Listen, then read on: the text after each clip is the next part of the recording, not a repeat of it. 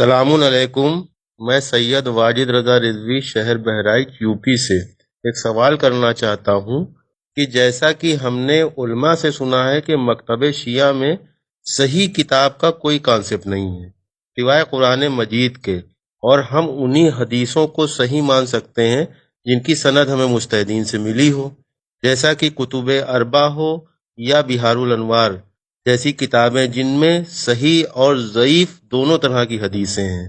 کیا ہم ان کتابوں سے ڈائریکٹ کوئی حدیث نکال کر کے نقل کر سکتے ہیں، یا ہمیں ان کتابوں کی طرف رجوع کرنا پڑے گا جن میں مجتہدین نے خود ایسی کتابوں سے صحیح حدیثوں کو چنا ہو؟ والسلام۔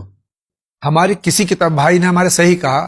کہ کسی کتاب کے آگے کتب اربع ہو یا حیات القلوب ہو، کسی کے آگے یہ صحیح لفظ نہیں لکھا ہوا ہے۔ جیسے برادران اہل سنت کی یہاں سیاہ ستہ ہے، تو سیاہ ستہ میں 6 کتابیں، ہمارے یہاں صحیح نہیں لکھا ہوا، بلکہ ہمارے یہاں پورا شوب دور رہا ہے، اور علماء کرام نے ان کتابوں کو کلیکشن کیا ہے، سلیکشن نہیں کیا ہے، سلیکشن چھوڑا ہے مجتہدین کرام پر۔ آج جو ہمارے یہاں یہ ہو رہا ہے کہ ہر کس و ناقص جو گلی کے نکڑ پہ چائے کی چسکی لیتے ہوئے بھی جو ہے وہ اس کتاب کا حوالہ دیتا ہے اور کہتا ہے اس میں تو یہ لکھا ہے اور یہ ہونا چاہیے اور یہ ہونا چاہیے، یعنی ہر ایک جو چائے کے نکڑ پہ بھی کھڑا ہے وہ فتوے دینے لگا ہے اور باتیں یعنی کہ کر رہا ہے۔ تو کیا یہ صحیح ہے اس طرح سے کرنا؟ جی، آپ نے بات جو کہی، پہلی والی بات جو جناب نے پوچھی وہ بھی صحیح ہے، اور جس کا آپ نے جسے ڈٹو کیا یہ بھی بات صحیح ہے کہ میں نے ایک مرتبہ مولانا قلب عابد صاحب قبلہ اللہ مقامہ سے یہ سوال پوچھا تھا کہ قبلہ، جب انہوں نے بھائی صحیح و غلط دو طرح کی حدیثیں تھیں، تو انہوں نے صحیح والی لیتے، غلط کو ہٹا دیتے، اپنے سے علماء تھے یہ، تو انہوں نے اس کی ایک مثال دی تھی کہ جیسے آپ دال لے کر کے آ رہے ہوں، آپ کے پاس تھیلی ہے اور گلی میں یا سڑک پر تھیلی پھٹ گئی جی، اور دال بکھر گئی، آپ کیا کریں گے؟ دال چنیں گے یا پوری سب اکٹھا کر لیں گے؟ جی، تو میں نے کہا بھائی اس وقت تو مجھے اکٹھا کرنا پڑے گا، دال کے ساتھ کنکر بھی آ جائیں گے، پھر گھر میں جن کو سلیقہ ہوگا وہ دال الگ کر دیں گے، کنکر الگ کر دیں گے۔ جی، اس دور میں جیسے آپ نے کہا پورا شوب دور تھا، تو اس دور میں اب وہ یہی جانچنے لگتے تو جمع ہی نہیں کر پاتے، تو جو کچھ تھا جو انہیں اویلیبل ہو رہا تھا انہوں نے سب جمع کر دیا، اور بعد والوں کے لیے یہ چھوڑ دیا کہ بھائی صحیح غلط الگ کر لینا۔ جی، تو اب اس کا مطلب جہاں پر صحیح و غلط دونوں مل گئے تو پھر عوام کو تو اس میں الگ کرنے کا حق ہی نہیں رہ گیا۔ بے شک۔ مولانا علی نقی صاحب قبلہ نے ایک مرتبہ یہ بات کسی مجلس میں اپنے پڑھی تھی، اور شاید ان کے مسودوں میں ہو بھی، انہوں نے کہا تھا کہ معصوم کی روایت سے نتیجہ نکالنے کو ہی اجتہاد کہتے ہیں۔ بے شک جی، اجتہاد کا مطلب ہی یہ ہے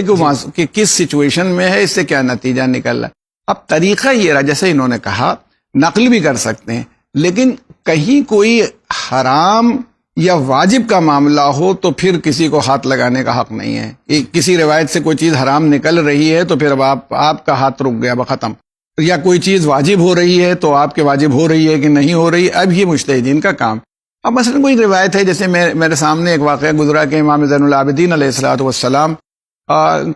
کے سامنے کسی نے نقلیہ کہ حضرت ابو ہریرہ نے فرمایا کہ آج کے دن جو دن رہا ہو، رسول اللہ نے فرمایا جو غلام کو آزاد کرے اللہ تعالیٰ اس کے لیے جنت واجب کر دیتا ہے۔ تو آپ کے سامنے جو غلام کھڑا ہوا تھا، آپ نے اسے کہا جاؤ تم آزاد ہو۔ تو لوگوں نے پوچھا کیا آپ کو حدیث پر یقین ہے؟ امام نے فرمایا کہ اس کی کوئی ضرورت نہیں ہے، کیونکہ اگر کوئی آدمی اللہ کے رسول کے قول پر بھروسہ کر کے کوئی عمل خیر کر دے گا تو اللہ ثواب دے دے گا، کہا ہو یا نہ کہا ہو، بیچ والا سچا ہو یا جھوٹا، اس سے کوئی بحث نہیں ہے، اس نے یقین کیا، کر دیا۔ تو اگر کوئی مستحبات کا معاملہ ہے، مثلا اس جمعرات کو یہ نماز پڑھنی چاہیے، جی، تو آپ کو اس میں کوئی پریشانی نہیں، آج صدقہ کرنا چاہیے،